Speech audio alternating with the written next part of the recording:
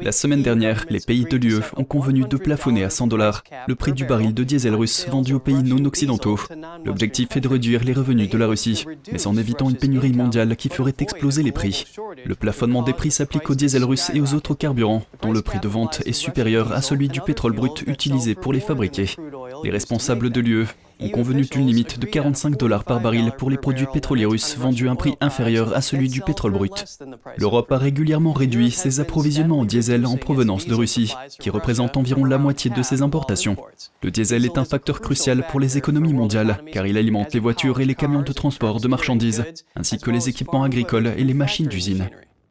Ils ont déjà arrêté d'accepter depuis décembre tout pétrole brut en Europe, donc c'est énorme. Il y avait quelques millions de barils par jour de diesel qui arrivaient de Russie et ils abandonnent tout ça.